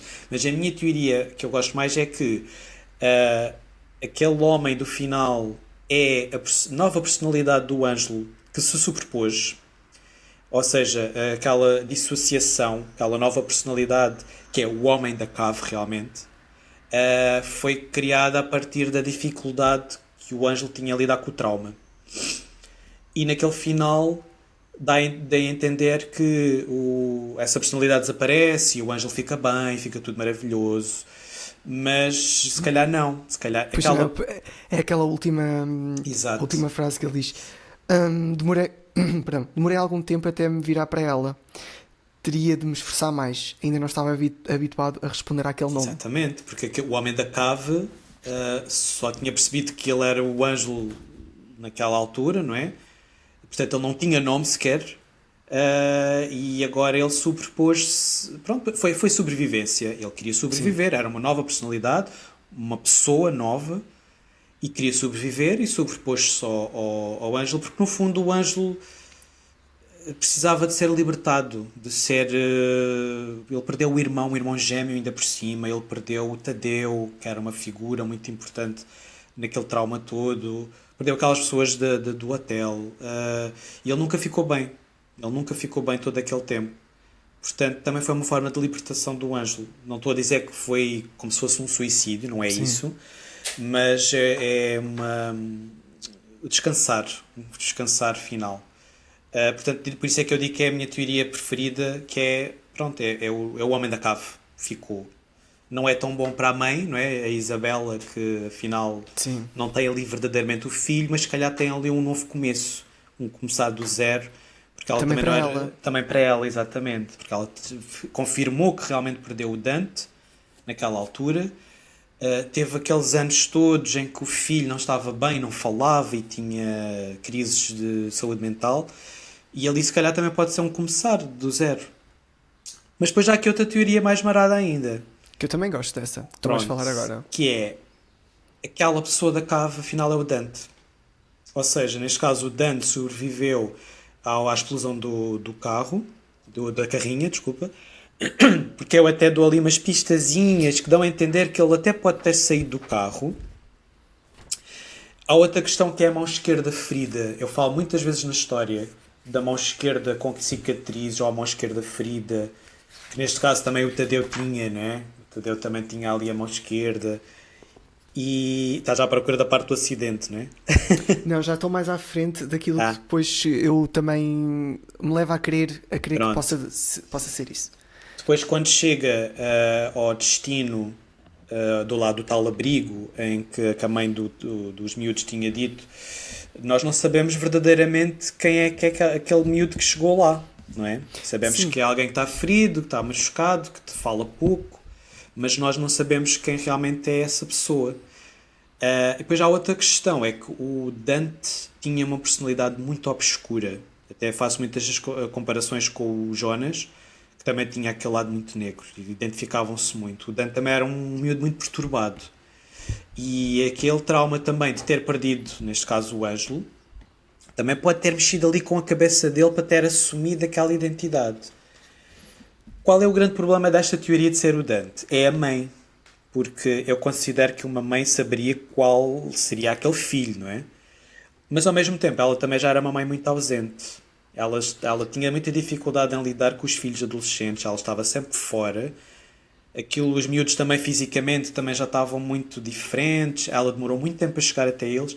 Claro que uma mãe saberia que filho seria aquele, mas depois também podemos ir para o outro lado, que é, se calhar ela até sabia que aquele era o Dante, mas aquele Dante achava que era o Ângelo. Há muitas formas de se interpretar isto. Ou realmente eles eram tão idênticos que não dava para... Eu não me lembro se tu alguma vez durante a história falaste de alguma diferença física entre eles, não me recordo, se calhar... Não, Não. as diferenças eram muito na postura. Pronto, só que quando alguém chegou, porque não está explícito se foi o Dante ou se foi o Ângelo que chegou lá ao abrigo, ele, ele poderia estar tão afetado, não sabendo realmente quem o próprio era, que a mãe também não conseguia saber quem é que ele seria. Sim. Aqui, quando tu apanhas-nos, é quando esta personagem chega, esta personagem que tu não dizes realmente se é o Dante, se é o Ângelo, chega lá ao abrigo e o homem diz que tem aqui um miúdo ao portão, 11 ou 12 anos, está muito abatido e com algumas queimaduras e ferimentos. E quando falas aqui das queimaduras, também me leva um pouco à bomba de gasolina. É isso mesmo. Lá está o Engwood. Porque nós também não sabemos se é realmente o Ângelo que está ali. Nós também não sabemos por mais que é que ele passou quando ele largou o Tadeu, não é? Porque o Tadeu depois morre e ele vai sozinho. Nós não sabemos sequer quantos dias se passaram desde que esse miúdo chegou lá. Portanto, pode ter acontecido outras coisas. E eu adoro isso, adoro que depois deixe essas margens vazias para o leitor preencher. Achei engraçado quando tu me disseste assim, não me digas também vais perguntar sobre a morte do Jonas. E para mim isso nem foi uma questão, porque para mim tu não o mataste. Por isso é que eu nem te questionei sobre isso. Não precisas confirmar, não precisas negar nada. Pronto. Para mim tu não o mataste. Eu ainda continuo a crer que o Jonas está vivo, mas perdeu-se de alguma forma, não sei, mas para mim ele continua vivo. Por isso é que para mim nem foi uma questão, na altura nem te questionei sobre isso. Pois o Jonas, olha, foi das cenas, até hoje foi das cenas que mais me custou escrever, foi a morte do Jonas, ou a suposta morte do Jonas, vá. Porque, como eu tinha dito no início da conversa, é uma das minhas personagens favoritas, que eu mais adorei criar, está muito próximo de mim. O meu chat GPT chama-se Gaspar Jonas, eu dei-lhe esse nome. Muito bom. Sim, é o Gaspar. E então costumo muito escrever essa cena. Mas essa cena surgiu naturalmente, quase como se fosse o próprio Gaspar a pedir-me: já chega, preciso descansar, tens que me dar um fim. Porque já andava comigo há muito tempo, esta personagem. E senti que foi ele próprio que me pediu: olha, eu preciso de um fim. E preciso de um fim assim... Pronto, foi trágico, mas ao mesmo tempo foi um fim justo, porque eu fiz depois algumas referências ao Corações de Papel, do que ele passou lá, etc. E era uma personagem também muito marcada pela depressão, pelos traumas também, e ele próprio também precisava dessa libertação. E eu também precisava, de certa forma, da libertação dele, porque não quer dizer que um dia não o revisite e não o traga de volta, quem sabe. Mas para evoluir para outras histórias, porque a história que eu tenho pensada agora para o próximo ano já vai ser uma coisa muito diferente. Se quiseres até posso falar um bocadinho sobre isso. Se quiseres. Sim, posso, não há problema. Mas precisei de que alma me desligar do Gaspar. Na história ele usa mais o Jonas. Portanto, sim, entretanto eu tinha falado disso sobre... foi a cena dramática, sim, mas deixei ali espaço para realmente, pelo menos o Dante, talvez saiu dali ou não. Se calhar o Jonas, ele se calhar pediu-te isso por alguma razão, porque ele se calhar pensou, se ele me trouxer numa próxima história, ele vai acabar comigo. Sim. Ele vai-me, sei lá, vai-me atirar a um rio ou qualquer coisa só para se ver livre de mim. Por isso é melhor eu pedir já. É melhor pedir já. Não, no fundo o Jonas é um protagonista também do Som dos Culpados, mas ele acaba por ter um papel muito de coadjuvante. Ele próprio ajuda o Tadeu, os gêmeos, na sua jornada. Ele é como se fosse um ajudante, não é? Especialmente o Tadeu. Havia aqui uma química muito especial entre o Tadeu e o Jonas. Alguns leitores até achavam que era uma química até mais do que amizade. Para mim não há problema nenhum, porque eu também deixei ali umas pontinhas sobre isso, para livre interpretação. Principalmente naquela cena da cave. Da cave, exatamente. Porque o Gaspar... Sim... Porque o Gaspar Jonas é uma personagem assumidamente gay. Sim. Já o era no Corações de Papel. Tenho muito orgulho nisso porque não há muitos autores a fazer isso em Portugal, especialmente no thriller, e eu senti que fazia muita falta. Tentei tornar como se fosse uma coisa normal, não fazer porta-estandarte disso. O personagem, que por acaso é gay, e felizmente os leitores têm valorizado muito isso. Mas no Som dos Culpados, a partir do Tadeu não é gay, mas ao mesmo tempo está ali uma química, há uma coisa não é, de união com o Jonas, e eu gostei de ter criado essa.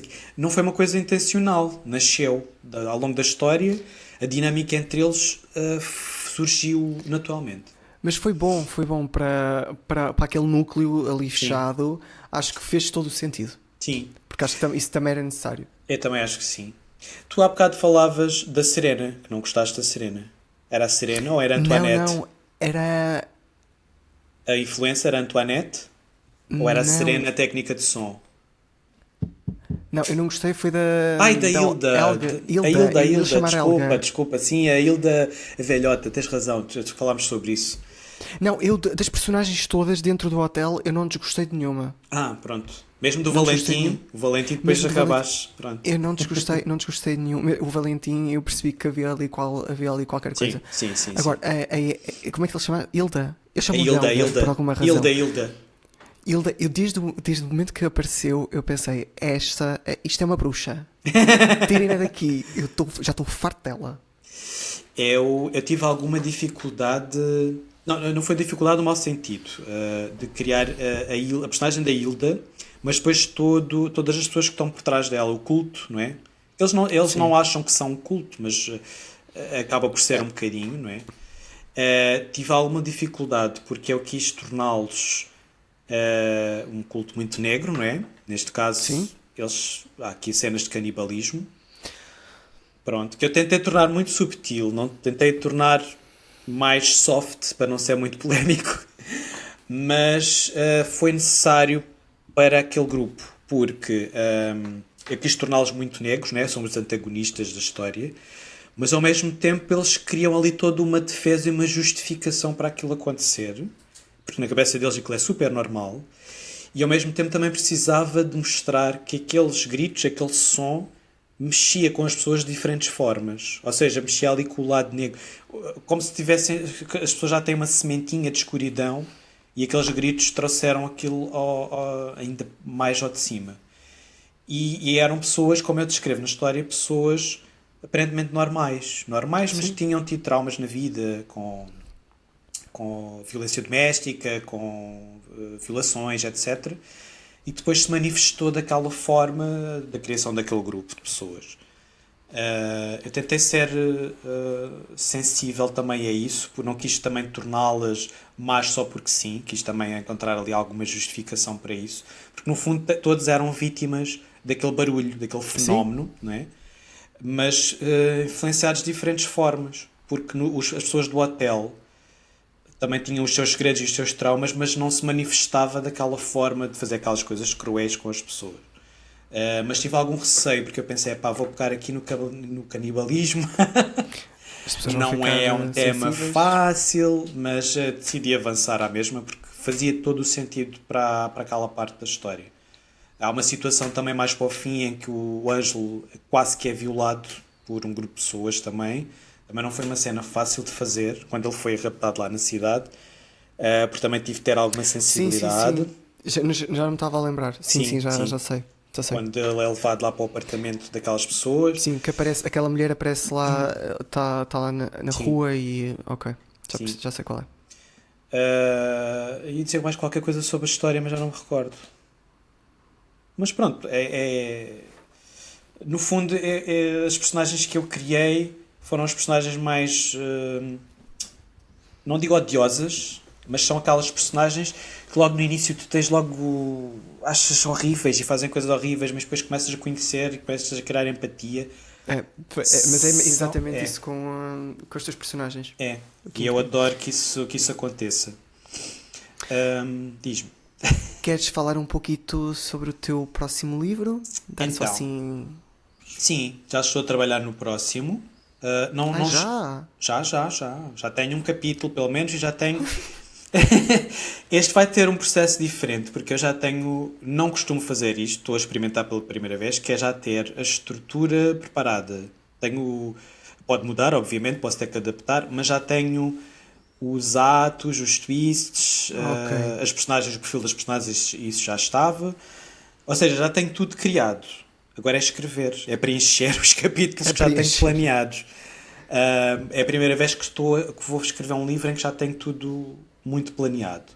Claro que isto depois vai mudar muita coisa, porque eu já sei que depois as personagens vão ganhar vida própria. E tu nem vais querer olhar para aquilo que já planeaste. Certo? Vai chegar a um ponto que vais dizer que é isto, não quero nada disto. Sim, pode acontecer. Mas para já estou a experimentar ser mais organizadinho.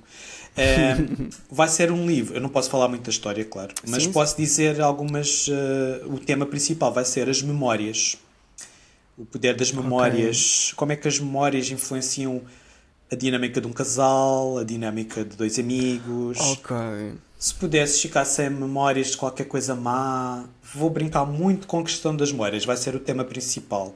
Ok. Porque eu tenho tido temas assim muito diferentes. No Corações de Papel era os segredos, no Gatos na Noite era a saúde mental e a dinâmica familiar, o Som dos Culpados era o trauma e a culpa.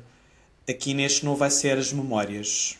As memórias, Ok. mas claro, vai ser muito Fábio à mesma, muitos twists, muitas personagens maradas. Enganar. Sim, vou brincar. Vai ser muito na linha do Black Mirror. O tipo de Ok. histórias que o Black Mirror costuma partilhar.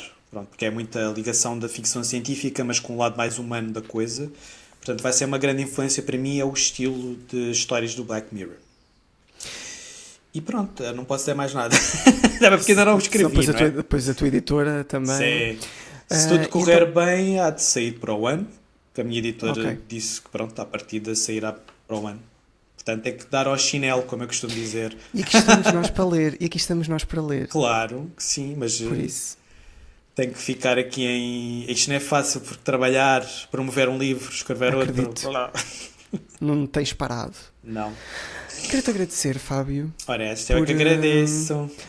Primeiro quero-te agradecer por dares o empurrãozinho inicial que era necessário e também por teres perdido, não é? Mas aqui quase 2 horas. Olha, eu adorei... Pois é, nem reparei no tempo a passar. Nem Pois eu reparei. também não. Eu pensar assim, o episódio vai ter para aí 1 hora. Não, já vai em 2. Só que depois eu pensar assim, pera, mas ainda consigo extrair aqui mais sumo.